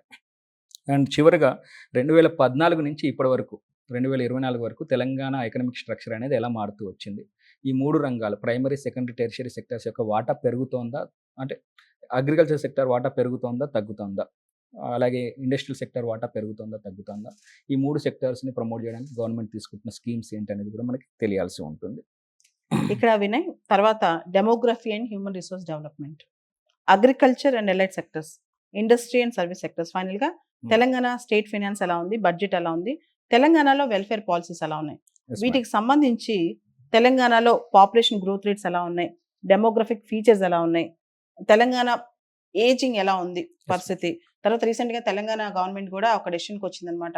తెలంగాణ సీఎం లోకల్ బాడీస్‌లో 2 చైల్డ్ నార్మ్ ఎత్తేద్దామని చెప్పి. సో, వీటికి సంబంధించి తర్వాత తెలంగాణలో డెమోగ్రఫిక్ డివిడెండ్, తెలంగాణలో భవిష్యత్తులో అసలు ఆ డెమోగ్రఫిక్ అడ్వాంటేజ్ ఉండబోతుందా లేదా? Yes madam. తర్వాత తెలంగాణలో అగ్రికల్చర్ సెక్టర్ ఎలా ఉంది? ల్యాండ్ హోల్డింగ్ సైజ్ ఎలా ఉంది? క్రాపింగ్ ప్యాటర్న్, ముఖ్యంగా తెలంగాణలో ఇరిగేషన్ ఇంతకుముందు అది పెద్ద సమస్య ఉండేది. ఇప్పుడు కాళేశ్వరం ప్రాజెక్ట్, ఈ ప్రాజెక్ట్స్ వచ్చిన తర్వాత ఇరిగేషన్ అనేది కూడా చాలా వరకు సొల్యూషన్ వచ్చింది కదా! తర్వాత ఇండస్ట్రీ అండ్ సర్వీస్ సెక్టర్ సంబంధించి తెలంగాణ ఇండస్ట్రియల్ గ్రోత్ ఎలా ఉంది? తెలంగాణ ఐపాస్ కానీ, ఎస్ ఇలాంటి మేడం. ప్రోగ్రామ్స్ కానీ ఇవన్నీ కూడా మనం చూస్తే ఇప్పుడు చూడబోయే ఈ 4 చాప్టర్లు ఏవైతే ఉన్నాయి madam, second, third, fourth and fifth, దీనికి బెస్ట్ సోర్స్ వచ్చేసి socio economic outlook released by the government. Government విడుదల చేసే సామాజిక, ఆర్థిక ముఖ చిత్రం ఏదైతే ఉందో, దాంట్లోంచి ఈ 4 చాప్టర్‌లను మనం చదువుకోవాల్సిన అవసరం ఉంటుంది. మనం ఇందాక డెమోగ్రఫీ ఆఫ్ ఇండియా గురించి మాట్లాడుకుంటున్నప్పుడు, దానికి ప్యారలల్‌గానే తెలంగాణ డెమోగ్రాఫిక్స్ కూడా నేర్చుకుంటే బాగుంటుంది అని చెప్పేసి అన్నాం. ఒక మాట మీరు డెమోగ్రాఫిక్ డివిడెండ్ గురించి మాట్లాడారు. సో, భారతదేశానికి ఉన్న ప్రధానమైన అడ్వాంటేజ్ ఏంటి అంటే, ప్రస్తుతం మనం డెమోగ్రాఫిక్ డివిడెండ్ విండోలో ఉన్నాం. సో, 2018 సుమారు 2018 ప్రాంతంలో ప్రారంభమైంది. 2055, 60 వరకు ఈ విండోలో మనం కొనసాగబోతున్నాం. ఈ విండో యొక్క ప్రాముఖ్యత ఏంటి అంటే, పనిచేసే వాళ్ళల్లో డిపెండెంట్ జనాభాతో పోల్చినప్పుడు వర్కింగ్ ఏజ్ పాపులేషన్ ఎక్కువగా ఉంటుంది. డిపెండెంట్ జనాభా అంటే 15 సంవత్సరాల లోపు వయసు కలిగిన వాళ్ళు, 64 సంవత్సరాల వయసు పైన ఉన్నవాళ్ళు. భారతదేశంలో 60 వరకే కన్సిడర్ చేస్తాం మనం. సో, 60 సంవత్సరాలు పైబడిన వయసు వాళ్ళు. వీళ్ళతో పోలిస్తే వర్కింగ్ ఏజ్ పాపులేషన్ భారతదేశంలో 66-67% వరకు ఉంటుంది. సుమారు one third of the total population will be dependent. Versus 2/3 of the total population will be working age population.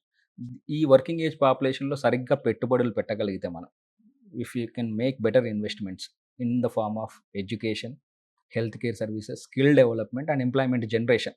ఇవి గనుక మనం సరిగ్గా చేయగలిగినట్లయితే, we can reap better dividends for our economy. So, మన ఎకానమీకి మంచి లాభాన్ని మనం పొందగలుగుతాం.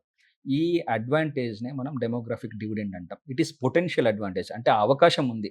దాన్ని మనం ఎంత బాగా రీప్ చేసుకుంటాం అనేది మన చేతుల్లో ఉంటుంది. If you are able to improve on health parameters, education parameters, skill development parameters very rapidly, we are able to reap that demographic dividend. మీరు అభివృద్ధి చెందిన దేశాల చరిత్ర, జపాన్ చరిత్ర చూసినా సరే, జర్మనీ చరిత్ర చూసినా సరే, చైనా చరిత్ర చూసినా సరే, ఇవన్నీ కూడా డెమోగ్రాఫిక్ డివిడెండ్‌ని సమర్థవంతంగా వాడుకొని ఎదిగిన దేశాలే.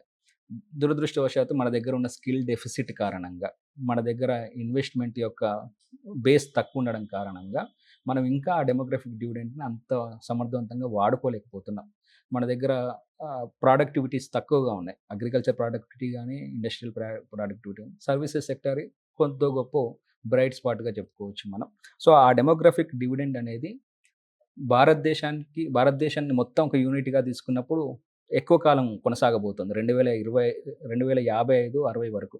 కానీ తెలంగాణ ఆల్రెడీ ఫర్టిలిటీ రేట్స్ చాలా కాలం కిందటే తగ్గిన రాష్ట్రం. అన్ని సౌత్ స్టేట్స్. ఆంధ్ర, కర్ణాటక, కర్ణాటక తమిళనాడు. అవన్నీ గూడా. సో, మనకున్న డెమోగ్రాఫిక్ డివిడెండ్ విండో ఇంకా తక్కువ. 2040 నాటికి మన డెమోగ్రాఫిక్ డివిడెండ్ విండో అయిపోతుంది తెలంగాణకి, మిగతా సౌత్ స్టేట్స్ అన్నిటికి గూడా. మనకి కేరళ, తమిళనాడు అయితే ఇంకా ముందుగానే అయిపోతున్నాయి. 2030 నాటికి డెమోగ్రాఫిక్ డివిడెండ్ విండో. సో, ఆ డెమోగ్రాఫిక్ డివిడెండ్ అనే కాన్సెప్ట్ చాలా ఇంపార్టెంట్. దాని మీద ప్రశ్నలొచ్చేందుకు అవకాశం ఉంటుంది. సో, తెలంగాణకి అండ్ ఇండియాకి కంపేర్ చేసుకొని చదవగలిగితే బావుంటుంది. ఈ డెమోగ్రాఫిక్ డివిడెండ్‌ని సమర్థవంతంగా వినియోగించుకోవడానికే government is investing a lot in health, education and skill development. Skill development schemes చాలా important. So, ministry of skill development and entrepreneurship అనే ఒక దాన్ని ఏర్పాటు చేశాం. ప్రధానమంత్రి కౌశల్ వికాస్ యోజన అనే ఒక భారీ స్కీమ్‌ని తీసుకొచ్చున్నాం. కాకపోతే దానివల్ల ఎంత ప్రయోజనం ఉందనేది అది వేరే విషయం. అండ్ అలాగే తెలంగాణ గవర్నమెంట్ కూడా ఎక్కువ ఎంఫసిస్ పెట్టి ఆహ్, రాష్ట్ర స్థాయిలో ఒక స్కిల్ డెవలప్మెంట్ యూనివర్సిటీని ఏర్పాటు చేస్తోంది. అలాగే టాటా వాళ్ళ యొక్క సహకారంతో మన ఐటీఐస్ ఏవైతే ఉన్నాయో, ఐటీఐ సెంటర్‌లు ఏవైతే ఉన్నాయో వాటిని కూడా డెవలప్ చేస్తోంది. ఏటీఎల్స్‌గా, అడ్వాన్స్డ్ టెక్నాలజీ ల్యాబ్స్‌గా వాటిని కూడా డెవలప్ చేయడం జరుగుతుంది. సో, స్కిల్ డెవలప్మెంట్ అనేది అటు దేశ స్థాయిలో గానీ, రాష్ట్ర స్థాయిలో ఇప్పుడు ప్రధానమైన అంశం. దాని మీద ఖచ్చితంగా ప్రశ్నలొస్తాయి. అటు సెక్షన్ 1లో గానీ, సెక్షన్ 2లో గానీ ఆ స్కీమ్స్ బాగా గుర్తుపెట్టుకోవాల్సిన అవసరం ఉంటుంది. So, coming to the next 3 topics madam. Agriculture, industry and services sector. ఇందాకే చెప్పినట్లు మనం కంపారేటివ్ మోడ్‌లో చదువుకుంటే సరిపోతుంది. సో, ఇండియాకి సంబంధించిన నంబర్స్, తెలంగాణకు సంబంధించిన numbers, Telangana government agriculture promotion కోసం తీసుకుంటున్న స్కీమ్స్, ఇండస్ట్రియల్ ప్రమోషన్ కోసం తీసుకుంటున్న స్కీమ్స్. మీరు ఇందాక మెన్షన్ చేసినట్లు 2014లో అప్పుడున్న గవర్నమెంట్ టీఎస్ ఐపాస్ పేరిట ఒక లెజిస్లేటివ్ ఫ్రేమ్‌వర్క్‌ని తీసుకొచ్చింది. సో, మనం గతంలో రైట్ టు వర్క్ ఎలాగైతే ఒక లీగల్ ఎంటైటిల్‌మెంట్ చేసామో మన్రేగా యాక్ట్ కింద, Telangana government right to get industrial license is also a right. Legal right. So, మనం అప్లై చేసుకొని నేను ఒక ఇండస్ట్రీ పెడతానని చెప్పేసి అప్లై చేసుకుంటే 15 రోజుల్లోగా మీకు ఇండస్ట్రియల్ లైసెన్సు, మిగతా అప్రూవల్స్ అన్నీ ఇచ్చేయాలి. Otherwise it is deemed to be given. అలాంటి ఒక వినూత్నమైన, విప్లవాత్మకమైన చట్టాన్ని గవర్నమెంట్ 2014లో తీసుకురావడం జరిగింది. అలాగే ఇండస్ట్రియల్ ప్రమోషన్ కోసం అని చెప్పేసి ముఖ్యంగా దళిత్స్, ఎస్టీస్, విమెన్స్ వీళ్ళలో ప్రమోట్ చేయడానికి టీ ఐడియా, టీ ప్రైడ్ ఇలాంటి పథకాలు తీసుకొచ్చింది. ఇన్నోవేషన్‌ని ప్రమోట్ చేయడానికి టీ హబ్‌ని ఏర్పాటు చేసింది. టీ హబ్ 2.0ని ఏర్పాటు చేసింది. అలాగే ప్రోటోటైపింగ్‌ని డెవలప్ చేయడానికి టీ వర్క్స్ అనే దాన్ని ఏర్పాటు చేసింది. అలాగే ఇండస్ట్రియల్ ప్రొడక్ట్స్‌ని ఇంటర్నేషనల్ మార్కెట్‌లో ఎగ్జిబిట్ చేయడానికి టీఎస్ గ్లోబల్ లింకర్ అనే ఒక ప్రోగ్రామ్‌ని తీసుకొచ్చింది. సో, ఇలా ఇండస్ట్రియల్ ప్రమోషన్ కోసం గవర్నమెంట్ చాలా కార్యక్రమాలు తీసుకుంది. వాటి కారణంగా ఇండస్ట్రియల్ అప్రూవల్స్ పెరిగాయి. ప్రతి ఏడాది ఇండస్ట్రియల్ అప్రూవల్స్ పెరుగుతూ వచ్చాయి. ఎంఎస్ఎంఈల సంఖ్య పెరుగుతూ వచ్చింది. అండ్ మొత్తంగా ఒక ఇండస్ట్రియల్ ఎకోసిస్టమ్ తెలంగాణలో డెవలప్ అయిపోయి ఉంది. సో, దాన్ని గూడా మనం నంబర్స్ ఆధారంగా గుర్తుపెట్టుకోవాల్సి ఉంటుంది. ఆ నంబర్స్‌కి best source socio economic outlook. అంటే ఓవరాల్‌గా తెలంగాణ సోషియో ఎకనామిక్ అవుట్‌లుక్ చదివితే తెలంగాణకు సంబంధించిన అనేక అనేకమైన అంశాలు అంశాలు ఈ పర్టిక్యులర్ సెక్షన్‌లో మొదటిది తప్ప మిగతాయన్నీ గూడా తెలుస్తుంది మీకు. తెలుస్తాయండి. ఇక state revenue, state expenditure, debt వీటి మీద చర్చ బాగా జరుగుతోంది. ఈ గవర్నమెంట్ వచ్చిన తర్వాత కొన్ని వైట్ పేపర్స్ రిలీజ్ చేయడం జరిగింది. స్టేట్ ఫైనాన్సెస్ మీద కూడా ఒక వైట్ పేపర్ రిలీజ్ చేసింది. దాని ప్రకారం సుమారు 7,00,00,000 డెట్ స్టేట్ అప్పనేది ఉంది. అందులోనూ కొన్ని పెద్ద పెద్ద ప్రాజెక్టులు, కాళేశ్వరం లాంటి ప్రాజెక్టులు తీసుకున్నప్పటికీ గూడా దాని మీద ఆయన ఖర్చుతో పోలిస్తే ఒనగూరిన ప్రయోజనం తక్కువ అని చెప్పేసి కొన్ని విమర్శలున్నాయి. అందుకోసం అది గవర్నమెంట్ అఫీషియల్ రిపోర్ట్ కాబట్టి, ఒక రకంగా స్టేట్ ఫైనాన్స్ సెక్రటరీ సంతకం చేసిన రిపోర్ట్ కాబట్టి, ఆ రిపోర్ట్‌లోంచి కూడా ప్రశ్నలొచ్చేందుకు అవకాశం ఉంది. వైట్ పేపర్ మీద కూడా ప్రశ్నలొచ్చేందుకు అవకాశం ఉంది. గతంలో ఉన్న ట్రెండ్స్‌తో పోలిస్తే ఈ గవర్నమెంట్ వచ్చిన తర్వాత విడుదల చేసిన సోషియో ఎకనామిక్ అవుట్‌లుక్ గాని, రిపోర్ట్స్ గాని అవన్నీ గూడా పాత గవర్నమెంటు ప్రకటించిన నంబర్స్ ఏవైతే ఉన్నాయో వాటికి విరుద్ధంగా ఉన్నాయి. పాత గవర్నమెంట్ అగ్రికల్చర్ కంట్రిబ్యూషన్ ప్రతి ఏడాది పెరుగుతున్నట్టు చూపిస్తే, ఈ గవర్నమెంట్ రిలీజ్ చేసిన రిపోర్ట్ ఏదైతే ఉందో అది తగ్గినట్టు చూపిస్తోంది. సో, అక్కడ యాస్పిరెంట్స్ కొంత గందరగోళానికి గురయ్యే ప్రమాదం ఉంది. But whatever is mentioned in the report దాన్నే మీరు గుర్తుపెట్టాల్సి ఉంటుంది. ఎందుకంటే రేపటి నాడు ఆన్సరు ఆ రిపోర్ట్ ఆధారంగానే ఉంటుంది కాబట్టి దాన్ని గుర్తుపెట్టుకొని ఆన్సర్ పెడితే సరిపోతుంది. తర్వాత ఇంక మూడో section issues of development and change. దీనిలో కూడా 5 చాప్టర్స్ ఉన్నాయి. వీటిలో ఎటువంటి ప్రశ్నలు రావచ్చు? Yes madam. సో, మామూలుగా మనం ఇది నాణానికి రెండో వైపు చదవడం లాంటిది. ఎకానమీలో మనం ఎంతసేపు గూడా ఎకనామిక్ గ్రోత్‌కి తోడ్పడేందుకు 3 రంగాలు ఎలా కంట్రిబ్యూట్ చేస్తున్నాయి, వీటి గురించే చదువుకుంటాం మనం. కానీ ఎకనామిక్ గ్రోత్‌ని కాసేపు పక్కన పెట్టి, గ్రోత్ కంటే గూడా హ్యూమన్ డెవలప్‌మెంట్ చాలా ఇంపార్టెంట్. పావర్టీ లేని సమాజం, అన్‌ఎంప్లాయ్‌మెంట్ లేని సమాజం, ఇన్‌కమ్ ఇనీక్వాలిటీస్, రీజనల్ ఇనీక్వాలిటీస్ లేని సమాజం, అలాగే సస్టైనబుల్ డెవలప్‌మెంట్ మోడల్ అనేది చాలా important. So, there is saying మామూలుగా హ్యూమన్ డెవలప్‌మెంట్ రిపోర్ట్‌లో ఒక మాట చెప్తారు. Economic growth is useless if it is jobless, if it is futureless, if it is rootless, if it is ruthless and if it is voiceless. So, ఇవన్నిటితో కూడిందే అసలైన డెవలప్‌మెంట్ అని చెప్పేసి చెప్తూ ఉంటారు. That means economic growth should result in economic development, social development, human development and sustainable development and even inclusive development. So, అందరికీ సమానమైన అవకాశాలు ఉండాలి. ఇంక్లూజివ్ డెవలప్‌మెంట్ అండ్ ఫ్యూచర్ యొక్క అవకాశాలను దెబ్బతీయకూడదు. ఫ్యూచర్ జనరేషన్స్ యొక్క అవకాశాలను దెబ్బతీయకూడదు. దట్ మీన్స్ సస్టైనబుల్‌గా ఉండాలి. And it should lead to human development. Education, health and other basic necessities ఏవైతే ఉన్నాయో అవి అందరికీ అందాలి. సో, దీనికి సంబంధించిందే సెక్షన్ 3 అనేది. సో, మొదటి చాప్టర్ మనం చూస్తే గ్రోత్ అండ్ డెవలప్‌మెంట్. ఈ రెండిటిని 2 పార్శ్వాలుగా అనుకుంటే, గ్రోత్ ఒక్కటే సరిపోదు, డెవలప్‌మెంట్ కూడా ఉండాలి. అందుకోసం మనం జీడీపీ కంటే కూడా మెరుగైన సూచికలను మనం చూడాల్సి ఉంటుంది. Human development index, multi dimensional poverty index వీటిని ఎలా గణిస్తాము, అందులో ఏ పారామీటర్స్‌ని కన్సిడర్ చేస్తాం, వాటి యొక్క వెయిటేజ్ ఏంటి, భారతదేశం యొక్క స్థానం ఎక్కడ ఉంది, ఓవరాల్‌గా వేరియస్ ఇయర్స్‌లో అది ఎలా మారుతూ ఉంది అనేది మనం ఇక్కడ నేర్చుకోవాల్సిన అవసరం ఉంది. అండ్ దాని కంటిన్యూయేషన్‌లో రెండో చాప్టర్ చూస్తే సోషల్ డెవలప్‌మెంట్‌లో సోషల్ ఇన్‌ఫ్రాస్ట్రక్చర్ గురించి మాట్లాడదాం హెల్త్, కదా! Education, yes madam. Social inequalities, so, తర్వాత caste, gender, religion, social transformation, yes madam. Social security ఇదంతా తెలంగాణ తెలంగాణ అని కాదు. మొత్తం ఇండియన్ ఇండియా ఎకానమీకి సంబంధించి అందులో ఒక దీనిలో భాగంగా తెలంగాణ రిలేటెడ్ తెలంగాణ క్వెషన్స్ కూడా వచ్చే అవకాశం ఉంది. వస్తాయి. ఎందుకంటే హెల్త్ ఇన్‌ఫ్రాస్ట్రక్చర్‌లో ఎడ్యుకేషన్ అండ్ హెల్త్ ఈ 2 ప్రధానమైన సోషల్ ఇన్‌ఫ్రాస్ట్రక్చర్. సోషల్ సెక్టార్స్ ఇవి. ఇందులో ఎంత గవర్నమెంట్ ఇన్వెస్ట్ చేస్తే ఆ జాతి అనేది అంత బలంగా ఉంటుంది, అంత ఆరోగ్యంగా ఉంటుంది. సో, ఈ 2 సెక్టార్స్‌లో గవర్నమెంట్ అమలు చేస్తున్న స్కీమ్స్ ఏంటి? బడ్జెట్‌లో ఈ 2 సెక్టార్స్ కింద ఎంత జీడీపీలో ఎంత వాటా కేటాయించారు?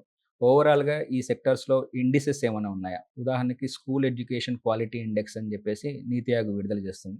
అలాగే గవర్నమెంట్ స్కూల్స్‌లో ఇన్‌ఫ్రాస్ట్రక్చర్ ఎలా ఉంది? లెర్నింగ్ ఔట్‌కమ్స్ ఎలా ఉన్నాయని చెప్పేసి అసర్ అనే ఒక report annual status on Pratham education foundation report వాళ్ళు. ప్రథమ్ ఫౌండేషన్ వాళ్ళు రిలీజ్ చేస్తూ ఉంటారు.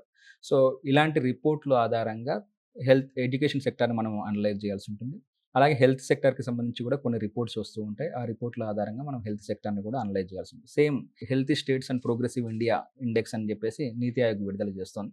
అందులో వివిధ రాష్ట్రాలు ఎక్కడున్నాయి. తెలంగాణ మనకి మూడో స్థానంలో కనిపిస్తూ ఉంటుంది. సో, ఓవరాల్ ర్యాంకింగ్‌లో మూడో స్థానంలో ఉంది. ఆ డేటా మనకి గుర్తుండాలి. సో, ఏ సంవత్సరం, ఏ డేటా ప్రకారం తెలంగాణ ఎక్కడ ఉందనేది కూడా మనకు గుర్తుండాల్సిన అవసరం ఉంది. సో, దాంతో పాటు సోషల్ ఇన్‌ఈక్వాలిటీస్ సాధారణంగా 2 రకాలు. Like gender based inequalities, income based inequalities. మిగతావి కూడా మేజర్ రోల్ ప్లే చేస్తాయి. క్యాస్ట్ కావచ్చు, రేస్ రిలీజియన్. కావచ్చు ఇవి కూడా. సో, ప్రధానంగా మనకి జెండర్ బేస్డ్ ఇన్‌ఈక్వాలిటీస్ కనిపిస్తాయి. ఆ జెండర్ ఇన్‌ఈక్వాలిటీని కొలవడానికి మన దగ్గర గణాంకాలు సూచీలు ఎక్కువగా కనిపిస్తుంటాయి. ఉదాహరణకి వరల్డ్ ఎకనామిక్ ఫోరం వాళ్ళు గ్లోబల్ జెండర్ గ్యాప్ ఇండెక్స్ అనేది విడుదల చేస్తుంటారు. ఆ గ్లోబల్ జెండర్ గ్యాప్ ఇండెక్స్‌లో 4 డొమైన్స్ మనం ప్రధానంగా చూస్తూ ఉంటాం. ఆ 4 డొమైన్స్‌లో ఓవరాల్‌గా ఇండియా ర్యాంక్ ఏంటి? ఈ 4 డొమైన్స్‌లో ఇండియా ర్యాంక్ ఏంటి? ఉదాహరణకి political participation, economic participation India rank ఏంటి? హెల్త్ అటైన్‌మెంట్‌లో ఇండియా ర్యాంకింగ్ ఏంటి? అండ్ ఎడ్యుకేషన్‌లో ఇండియా ర్యాంక్ ఏంటి? ఈ 4 ప్రధానమైన డొమైన్స్‌లో ఇండియా ర్యాంకింగ్ ఏంటి అనేది తెలియాలి. అండ్ ఇండియా రిలేటివ్ ర్యాంకింగ్ కూడా తెలియాలి. సో, మొత్తంగా ప్రపంచ దేశాల్లో భారతదేశం ఎక్కడ ఉందని చెప్పేసి. అండ్ హ్యూమన్ డెవలప్‌మెంట్ ఇండెక్స్‌లో కూడా ఒక సబ్ ఇండెక్స్ ఏంటంటే జెండర్ ఇనీక్వాలిటీ ఇండెక్స్ జీఐఐ. ఆ జీఐఐలో కూడా భారతదేశం ఎక్కడ ఉందనేది మనకి తెలియాల్సిన అవసరం ఉంది. మిగతా క్యాస్ట్ ఇన్‌ఈక్వాలిటీస్ వీటిని కొలిచేందుకు మన దగ్గర సూచీలు ఏమీ లేవు. రైట్. సో, కాకపోతే క్యాస్ట్ ఇన్‌ఈక్వాలిటీ ఫ్యాక్టర్స్ ఏం ప్రమోట్ చేస్తున్నాయి? రేషియల్ ఇన్‌ఈక్వాలిటీస్‌ని ఏ ఫ్యాక్టర్స్ ప్రమోట్ చేస్తున్నాయి అనేది తెలియాల్సిన అవసరం ఉంది. ఈ మధ్య ఎక్కడైనా సరే క్యాస్ట్‌కి సంబంధించిన కాన్‌ఫ్లిక్ట్స్ గాని, రేషియల్ కాన్‌ఫ్లిక్ట్స్ గాని, ఎథ్నిసిటీ బేస్డ్ కాన్‌ఫ్లిక్ట్స్ గాని, ఉదాహరణకి మణిపూర్‌లో మొన్నటిదాకా మనకి గొడవలు జరుగుతూ మెయితీస్ అండ్ ఆ! Cookies. Ethnicity based conflicts. So, అవి మాత్రం మనకి తెలియాల్సిన అవసరం ఉంది ఇక్కడ. సోషల్ సెక్యూరిటీ అనేది ఇంకొకటి. సోషల్ సెక్యూరిటీ మీన్స్ గవర్నమెంట్ కొన్ని డిసడ్వాంటేజ్డ్ సెక్షన్స్ ఉదాహరణకి the poor, the sick, the disabled వీళ్ళ కోసం అందించే ఆ ప్రొటెక్షన్ కవర్‌నే మనం సోషల్ సెక్యూరిటీ అంటాం. అలాగే రిటైర్డ్ ఎంప్లాయీస్, సీనియర్ సిటిజన్స్ కోసం అందించేది కూడా మనం సోషల్ సెక్యూరిటీ అంటాం. Like in the form of scholarships, in the form of pensions or in the form of financial assistance. So, వీటిని మనం సోషల్ సెక్యూరిటీ అంటాం. గవర్నమెంట్ సోషల్ సెక్యూరిటీ నెట్‌ని ప్రొవైడ్ చేయడానికి, దాన్ని ఎక్స్‌పాండ్ చేయడానికి చాలా స్కీమ్స్ తీసుకొస్తుంది. అటల్ పెన్షన్ యోజన కావచ్చు, తెలంగాణ గవర్నమెంట్ ఇస్తున్న ఆసరా పెన్షన్‌లు కావచ్చు, Indira Gandhi national old age pension scheme కావచ్చు. సో, ఈ సోషల్ సెక్యూరిటీ స్కీమ్స్ గురించి కూడా మనకు అవగాహన ఉండాలి. పీఎంజేడీవై అనే కార్యక్రమం ఏదైతే ఉందో, ఆ కార్యక్రమం ద్వారా దాన్ని బేస్‌గా చేసుకొని ఈ సోషల్ సెక్యూరిటీ నెట్‌ని పెంచుతూ వచ్చాం మనం. అందరికీ ఫస్ట్ బేసిక్ అకౌంట్ ఇచ్చాం. అకౌంట్ ఉన్న వాళ్ళందరికీ కూడా జీవిత బీమా ఇచ్చాం. లైఫ్ ఇన్స్యూరెన్స్ ఇచ్చాం. ఆ తర్వాత దానికి యాక్సిడెంటల్ ఇన్స్యూరెన్స్ కవర్ చేసాం. తర్వాత దానికి పెన్షన్స్ లింక్ చేస్తూ వచ్చాం. సో, పీఎంజేడీవై స్కీమ్ చాలా ఇంపార్టెంట్. ఎందుకంటే 10 ఇయర్స్ కంప్లీట్ చేసుకుంది. సుమారు 50 కోట్ల పైచిలుకు అకౌంట్‌లు ఓపెన్ చేసిన జన్‌ధన్ యోజన. జన్‌ధన్ యోజన. దాని మీద కూడా క్వెషన్ వచ్చేందుకు అవకాశం ఉంది. దెన్ దాని కొనసాగింపుగా poverty and unemployment, poverty related data, పావర్టీని గణించేందుకు మనం మొదట్లో క్యాలరీ ఇంటేక్‌ని పరిగణించేవాళ్ళం. లక్డావాలా కమిటీ, తర్వాత వైకే అలైడ్ రీసెంట్‌గా కమిటీ సురేష్ ఉంది. Tendulkar yes madam. Committee. So, ఆ తర్వాత పావర్టీ లైన్ బాస్కెట్‌ని ఎక్స్‌పాండ్ చేస్తూ వచ్చాం. ఈ మధ్య కాలంలో Suresh Tendulkar committee last official estimate 21.9%. ఆ తర్వాత రంగరాజన్ కమిటీని కూడా వేసున్నారు. కానీ ఆ తర్వాత ఇప్పుడు కాన్సెప్ట్ మొత్తం మారిపోయింది. ఒకప్పుడు ప్లానింగ్ కమిషన్ ఉన్నప్పుడు ఇది మెథడ్. ఇప్పుడు నీతి ఆయోగ్ వచ్చింది. నీతి Aayog multi dimensional poverty index అనే దాన్ని తీసుకుంది. యాక్చువల్‌గా మల్టీ డైమెన్షనల్ పావర్టీ ఇండెక్స్ మనకి యూఎన్‌డీపీ అండ్ ఆక్స్‌ఫర్డ్ యూనివర్సిటీ వాళ్ళు తయారు చేసిన ఇండెక్స్. దాన్ని భారతదేశానికి అన్వయించి ఇక్కడ కూడా మల్టీ డైమెన్షనల్ పావర్టీ ఇండెక్స్ తీసుకొని, అందులో రాష్ట్రాల యొక్క పెర్ఫార్మెన్స్ ఎలా ఉందనేది చూస్తోంది. ఈ మల్టీ డైమెన్షనల్ పావర్టీ ఇండెక్స్ మీద ప్రశ్న ఖచ్చితంగా వస్తుంది. సో, రాష్ట్రాలు ఎలా పెర్ఫార్మ్ చేస్తున్నాయి? ఏ రాష్ట్రాల్లో ఎంపీఏ బర్డెన్ తగ్గింది? ఏ రాష్ట్రాల్లో ఎంపీఏ బర్డెన్ పెరిగింది? మొత్తం జనాభాలో ఎంతమంది కుకింగ్ ఫ్యూయల్‌కి దూరంగా ఉన్నారు? మొత్తం జనాభాలో ఎంతమంది శానిటేషన్ అండ్ టాయిలెట్ ఫెసిలిటీస్‌కి దూరంగా ఉన్నారు? అనేవి స్పెసిఫిక్ డేటా మనకు గుర్తుండాలి. తర్వాత రీజనల్ ఇన్‌ఈక్వాలిటీస్ అండ్ ఫైనల్‌గా environment and sustainable development. Madam. So, ఈ ఐదో చాప్టర్ గురించి మనం మాట్లాడుకుంటే madam, environment and sustainable development. మనం ఇందాక చెప్పుకున్నాం economic growth must be sustainable. It should not hamper or endanger the opportunities of the future generations. అంటే మనం పొల్యూషన్ లేని, అలాగే న్యాచురల్ రిసోర్సెస్ని ఎక్కువగా డిప్లీట్ చేయని ఎకనామిక్ డెవలప్మెంట్ పాత్ని మనం ఎంచుకోవాల్సి ఉంది. దురదృష్టవశాత్తు మనం న్యాచురల్ రిసోర్సెస్ని ఎక్కువగా డిప్లీట్ చేస్తున్నాం, గ్రీన్ హౌస్ గ్యాసెస్ని విడుదల చేస్తున్నాం, పొల్యూటెంట్స్ని ఎక్కువగా విడుదల చేస్తున్నాం. సో ఈ pollution related aspects, green house gas related aspects, global warming and ఆ గ్లోబల్ వార్మింగ్ కారణంగా మనం చూస్తున్న క్లైమేట్ చేంజ్, ఈ అంశాలని కవర్ చేసుకుంటూ మనం ఈ టాపిక్ని చూడాల్సి ఉంటుంది. ఉదాహరణకి క్లైమేట్ చేంజ్ పర్ఫార్మెన్స్ ఇండెక్స్ భారతదేశ స్థానం ఎలా ఉంది, ఏక్యూఐ ఎయిర్ క్వాలిటీ ఇండెక్స్ భారతదేశ స్థానం ఎక్కడ ఉంది, అలాగే emission gap index. So pollution, climate change, green house gases వీటన్నిటితో ముడిపడిన అంశాలు. BS6 నామ్స్కి సంబంధించి, లేదంటే ఈ 15 సంవత్సరాలు పైబడిన వాహనాలని తుక్కు కింద మార్చేందుకు స్క్రాప్ పాలసీని తీసుకురావడం కానీ, అండ్ ఎలక్ట్రిక్ వాహనాలు ప్రమోట్ చేయడానికి అటు జాతీయ స్థాయిలో, రాష్ట్రాల స్థాయిలో తీసుకున్న పథకాలు. ఉదాహరణకి ఇప్పుడు మన తెలంగాణ గవర్నమెంట్ రోడ్ ట్యాక్స్ మరియు రిజిస్ట్రేషన్ ఛార్జెస్ వీటిని కంప్లీట్ 100% వేవర్ ఇచ్చింది. అలాగే అక్కడ ఈ వెహికల్స్ జాతీయ స్థాయిలో PM డ్రైవ్ అనే కార్యక్రమాన్ని మనం తీసుకున్నాం. సో ఎలక్ట్రిక్ వెహికల్స్ని ప్రమోట్ చేయడానికి. సో మొత్తం సస్టైనబుల్ డెవలప్మెంట్ రిలేటెడ్ కాన్సెప్ట్స్ ఏవైతే ఉన్నాయో వాటన్నింటిని ఇక్కడ మనం చూసుకోవాల్సిన అవసరం ఉంటుంది. ఇదంతా GS3 yes madam, paper 3 Paper 3. Economic development. So భయపడినంత కష్టమేమీ కాదు, కొంచెం జాగ్రత్తగా చేసుకోగలిగితే రివిజన్ మంచి కరెక్ట్గా మార్కులు చేస్తే అయిపోతుంది. అయిపోతుంది. So next GS4 yes madam, ఏదైతే ఉందో అది చేద్దాం. ఓకే.